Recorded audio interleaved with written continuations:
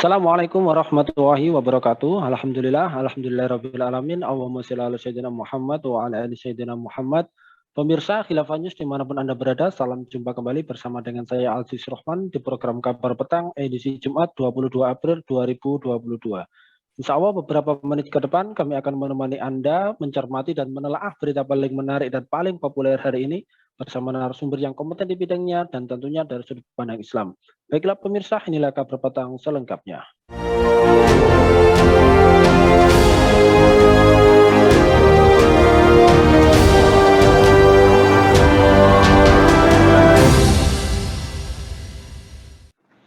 Pemirsa, Indonesia terancam krisis multidimensi. Hal itu bisa terjadi apabila pemerintah tetap kekeh menaikkan harga-harga energi yang disubsidi seperti BBM jenis Pertalite dan solar subsidi.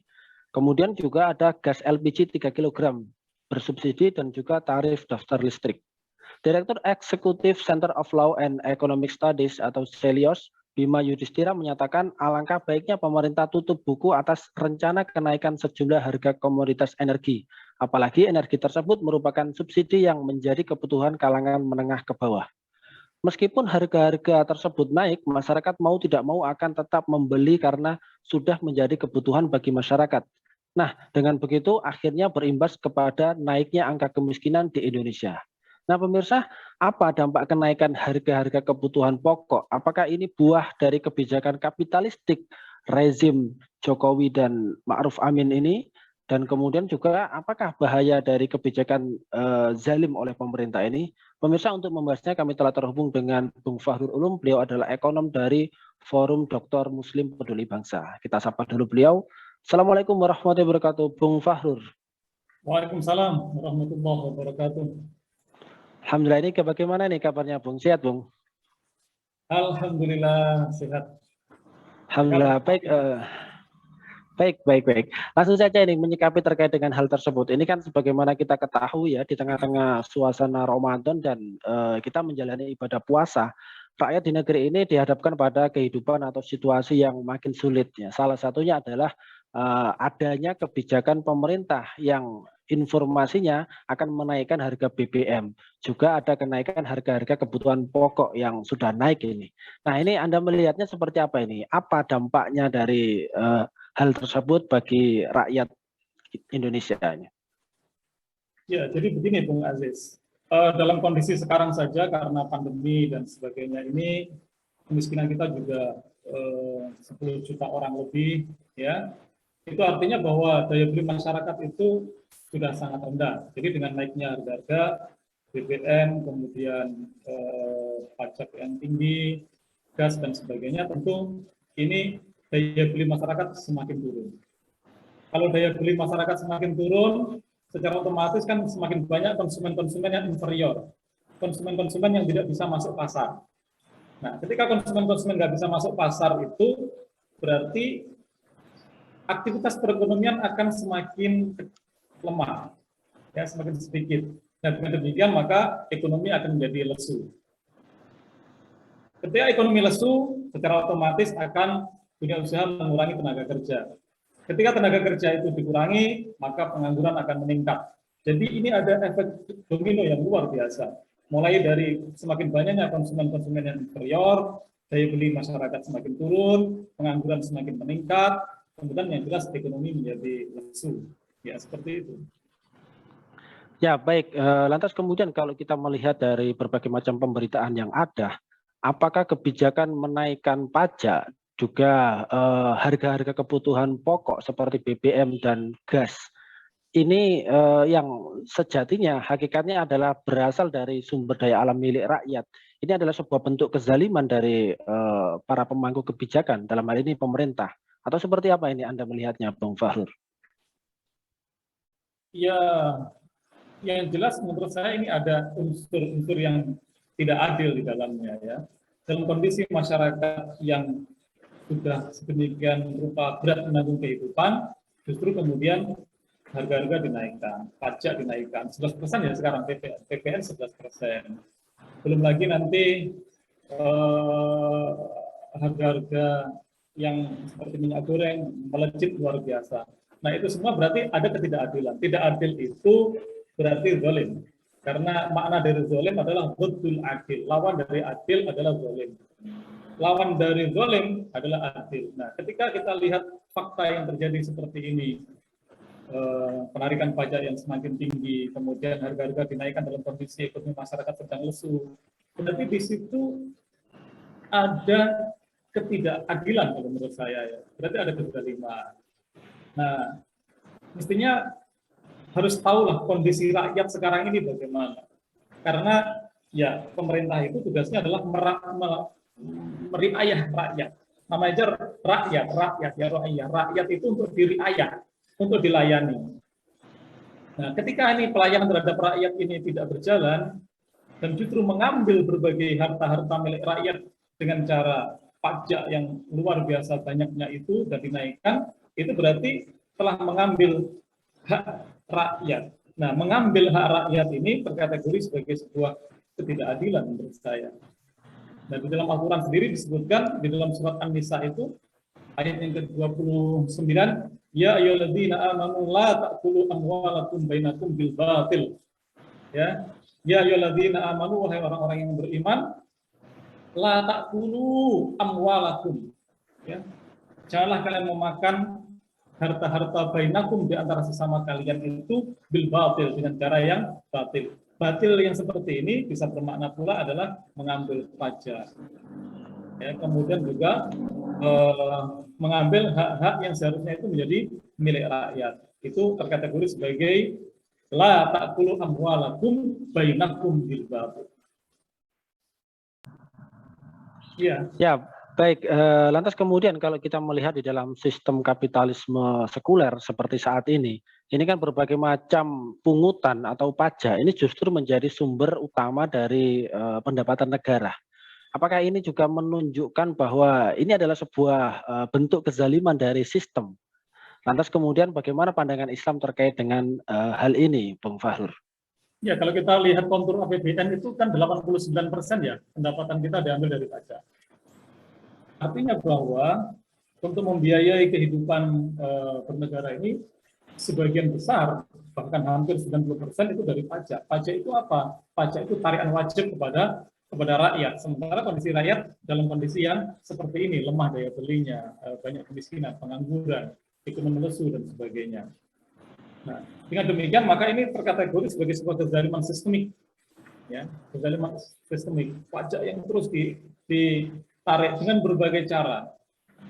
Ya, sampai kemudian ada upaya-upaya inovatif untuk menarikan pajak, misalkan tax amnesty, misalkan tax holiday, bahkan munculnya undang-undang omnibus law, itu kan sebenarnya dalam rangka untuk meningkatkan pendapatan pajak juga. Jadi investasi besar-besaran itu ditarik, dengan harapannya nanti investasi ini akan masuk ke beberapa sektor usaha, dan di situ yang didapatkan adalah pajak.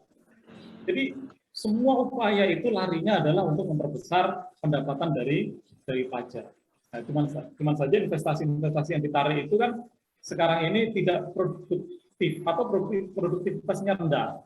Karena dalam investasi itu harus diukur. Tidak semua orang investasi itu tinggi produktivitasnya. Nah, sementara di Indonesia itu produktivitas dari investasi itu rendah. IKOR-nya justru tinggi. Incremental credit output ratio-nya justru tinggi. Semakin tinggi IKOR berarti semakin rendah pula produktivitas. Tapi semua itu tetap dipaksakan dalam rangka untuk mendapatkan pajak yang sebanyak-banyaknya, termasuk menarik pajak dari kalangan orang-orang bawah. Nah, jadi menurut saya ini sistemik yang menurut saya masih jauh dari keadilan. Kalau di dalam Islam itu kan jelas, sejak awal fondasi ekonomi Islam itu adalah 3 hal. Yang pertama adalah pembagian milkiyah secara jelas, kepemilikan secara jelas, milkiyah fardiyah, kepemilikan individu, milkiyah ammah, kepemilikan umum, dan milkiyah daulah, kepemilikan negara. Milkiyah ammah, kepemilikan umum ini tidak boleh bergeser menjadi milik individu, menjadi milik swasta, nggak boleh. Nggak boleh pula kepemilikan umum ini bergeser menjadi milik negara. Tetapi faktanya sekarang, kepemilikan umum itu sudah bergeser menjadi milik negara, kemudian sudah pula bergeser menjadi milik individu, yaitu swastanisasi. Nah, di situ ada ketidakadilan, di situ ada kezaliman, ya, ada kezaliman yang nyata dari model ketidakjelasan dari kepemilikan itu. Kita ambil contoh misalkan seperti BBM harga yang melambung tinggi. Kenapa harga BBM melambung tinggi? Alasannya itu kan mengikuti harga dunia, ya kan? Tetapi kalau menurut ekonomi Islam sebenarnya BBM itu bahan bakunya diambil dari perut bumi, berarti terkategori sebagai milikiyatul ammah, kepemilikan umum, itu milik seluruh kaum muslimin, milik seluruh rakyat. Sehingga rakyat tidak perlu membayar biaya dari tidak perlu membayar bahan baku dari minyak itu. Rakyat cukup membayar biaya eksplorasi, biaya eksploitasi, biaya produksi. Kalau BBM itu kan, kalau biaya operasional untuk bisa sampai kepada BBM, kan hanya ketemu sekitar 1.900. Tapi karena rakyat harus ditambah dengan membayar biaya yang menjadi milik dia sendiri, yaitu bahan mentah dari BBM itu yang seharga sekitar 9.000, akhirnya ketemunya kan 12.900 atau 12.500. Ini menurut saya adalah karena sesuatu yang menjadi milik rakyat itu telah bergeser menjadi milik swasta. Nah, seperti ini jelas konsep Islam seperti ini tidak diadopsi, tidak dipakai, jadinya adalah kezaliman yang terjadi secara sistemik kepada rakyat. Ya, baik. Ketika ada kezaliman secara sistemik kepada rakyat, ini kan berarti ada penguasa atau pemimpin yang zalim seperti itu. Jadi kemudian pertanyaannya adalah apa bahaya penguasa dan pemimpin yang zalim? Kemudian juga seperti apa ya dan siapa para pemimpin-pemimpin yang dibenci oleh Allah Subhanahu wa taala? Kemudian berikutnya adalah bahaya dari sebuah negeri yang dipimpin oleh orang-orang yang bodoh atau di dalam Islam kita menyebutnya imaratu as-sufaha. Mohon tanggapannya Bang Fahrul. Imaratus sufaha. Imaratus sufaha. Ya, imaratus sufaha itu ya pemimpin-pemimpin, penguasa yang tidak mengikuti sunnah Rasulullah. Ya. Jadi Rasulullah itu sebagai uswatun hasanah, suri tauladan yang baik, yang bagaimana mengatur keluarganya dengan baik, bagaimana mengatur pendidikan dengan baik, bagaimana mengatur dakwah dengan baik, bagaimana mengatur negara dengan baik, bagaimana menjalankan politik dengan baik sebagai uswatun hasanah itu nggak diambil. Jadi mengabaikan sunnah Rasulullah itu ciri khas dari imaratus sufaha. Gitu. Dan biasanya imaratus sufaha itu nanti akhirnya jatuhnya adalah menipu rakyat. Wasyiin, menipu rakyat. Gitu. Rakyat ditipu dengan berbagai dalih, dengan berbagai jargon, ya, dengan berbagai janji, akhirnya rakyat itu ditipu. Itu imaratus sufaha. Gitu. Dan ini berbahaya sekali karena apa? Kalau satu orang menipu satu orang nggak masalah, satu orang menjamret satu orang nggak masalah. Ya masalah, tetapi masalahnya kecil. Tetapi kalau sudah penguasa yang imaratus sufaha itu sangat berbahaya sekali. Karena apa? Begitu dia menipu rakyat, maka jutaan orang rakyat itu akan dirugikan, jutaan rakyat itu akan terzalimi. Gitu. Kalau rakyat yang banyak itu kemudian dizalimi, berarti doror yang ditimbulkan dari imaratus sufaha itu juga doror yang besar sekali. Gitu. Nah, model imaratus sufaha yang seperti itu tentu dilaknat oleh Allah, dilaknat oleh malaikat, dilaknat oleh semua orang. Bahkan Rasulullah sendiri itu mendoakan orang-orang yang seperti itu. Dalam sebuah hadis yang diriwayatkan oleh Muslim, sampai-sampai Rasul itu berdoa, Allahumma man waliya min amri ummati syai'an fasyaqqa alaihim. Doanya Nabi itu, fasbuk alaihi ya Allah. Sampai seperti itu. Ya Allah, barang siapa diserai satu urusan dari umatku, seseorang yang diserai urusan dari umatku untuk mengurus sesuatu, kemudian dia menyusahkan umatku, pajak-pajak dinaikkan, harga-harga dinaikkan, semuanya dinaikkan dengan zalim, fasbuk alaih, maka susahkan dia ya Allah. Itu doanya Rasulullah. Terus kemudian Rasul meneruskan doanya, waman waliya min amri ummati syai'an farfuq bihim. Ya Allah, barang siapa dari umatku ini ada yang serai urusan untuk mengurusi urusan umatku dan kemudian dia menyayangi rakyatnya, farfuq bih, maka sayangilah dia ya Allah. Nah, seperti itu. Sampai Rasul berdoa yang seperti itu. Itu artinya bahwa ya penguasa yang zalim itu dikutuk, dilaknat oleh Allah, oleh para malaikat, oleh manusia, sampai Rasul pun berdoa yang seperti itu. Ya, baik. Lantas kemudian kalau kita bicara terkait dengan pemimpin atau kekuasaan, ini kira-kira bisa dijelaskan ini bagaimana hakikat dari kekuasaan di dalam Islam. Kemudian bagaimana ciri-ciri pemimpin yang adil. Ini seperti apa, Bung Fahrul? Ya, kekuasaan itu amanah. Yang jelas, kekuasaan itu amanah. Nah, kita dilarang untuk mengkhianati amanah. Namanya saja amanah, ya jangan dikhianati. Ya ayyuhalladzina amanu la takhunullaha wa rasulahu wa takhunu amanatikum in kuntum ta'lamun. Ya, dalam sebuah ayat dijelaskan demikian, wahai orang-orang yang beriman, la takhunullaha wa rasulahu, janganlah engkau mengkhianati Allah dan Rasulnya, wa takhunu amanatikum, dan jangan pula kalian itu mengkhianati amanah yang dibebankan kepada kalian. In kuntum ta'lamun. Nah, amanah jadi kekuasaan itu. Jangan kemudian kita sibuk sekali meminta amanah itu, kemudian berkhianat di dalamnya. Ya, meminta-minta amanah dalam kekuasaan saja itu sudah tabu. Sudah dikasih amanah kemudian berkhianat. Ya, Masya Allah. Maka dari itu, ya dilarang gitu, dilarang. Nah, justru perintah Allah di dalam surah An-Nisa ayat 58 itu, Allah justru memerintahkan kepada orang-orang yang diberi amanah itu supaya apa? Ya, supaya orang-orang yang diberi kekuasaan itu supaya dia amanah. Ya. Jadi misalkan dalam surah An-Nisa ayat 58 disebutkan innallaha ya'murukum an tu'addul amanati ila ahliha. Ya. Sesungguhnya Allah telah memerintahkan kepada kalian semua untuk memberikan amanah kepada orang-orang yang berhak menerimanya. Ya. Wa idza hakamtum bainan nasi an tahkumu bil adl. Dan jika kalian itu menetapkan satu hukum di antara manusia, maka agar kalian berlaku adil ya, di dalam hukum itu. Itu perintah Allah di dalam surah An-Nisa ayat 58. Itu ditujukan pada para penguasa. Sehingga seorang penguasa itu yang diperintahkan adalah seorang penguasa yang baik, seorang penguasa yang amanah. Sehingga Imam At-Tabari mentafsiri ayat ini itu ya seorang penguasa itu yang pertama yang menurut Islam yang bagus adalah yang memegang amanah dengan baik, tidak berkhianat. Ya, memegang amanah itu bagaimana? Ya dia menjalankan fungsi-fungsi riayah terhadap rakyat.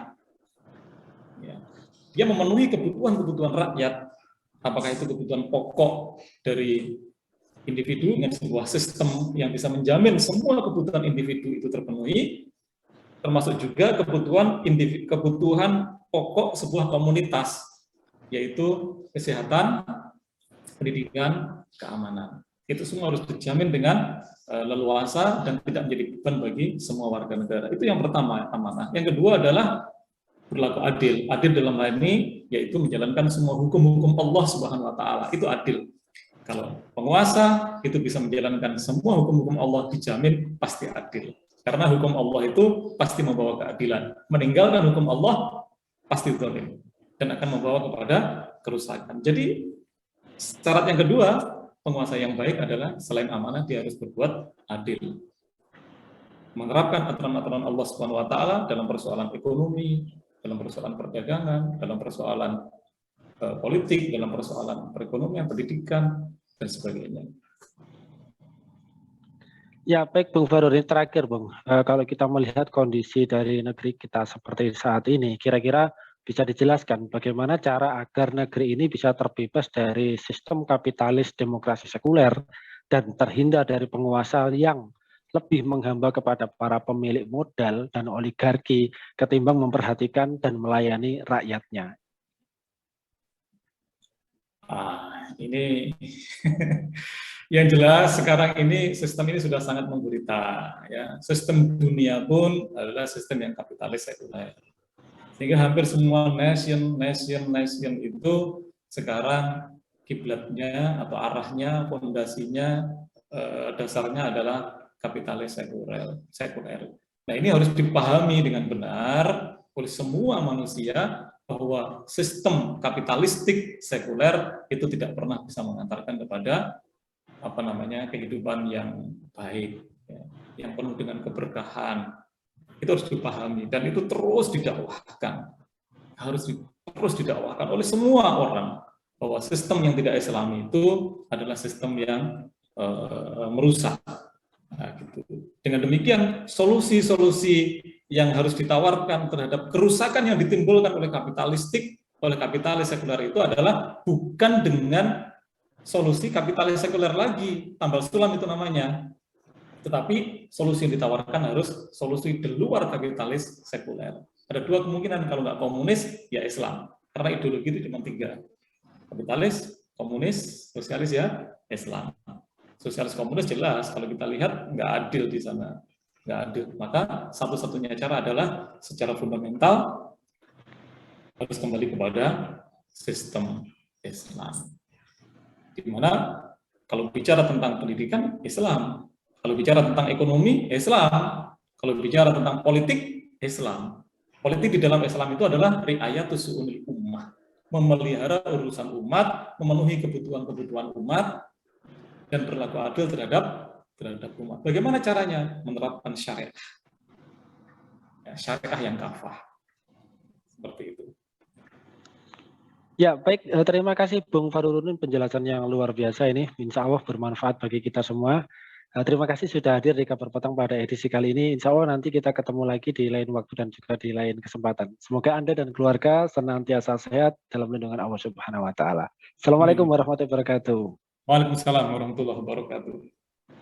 Baik pemirsa, demikianlah Kabar Petang pada edisi kali ini. Semoga Anda mendapatkan banyak manfaat dari acara kami. Jangan lupa saksikan kami besok di jam dan channel yang sama. Dan jangan lupa juga like, comment, share, subscribe, serta klik tekan tombol loncengnya agar tidak ketinggalan update terbaru dari Khilafah News. Karena hanya disinilah Anda akan mendapatkan informasi aktual, terpopuler, dan tentunya dari sudut pandang Islam. Akhirnya saya Aziz Rahman beserta seluruh kru yang bertugas undur diri. Wassalamualaikum warahmatullahi wabarakatuh.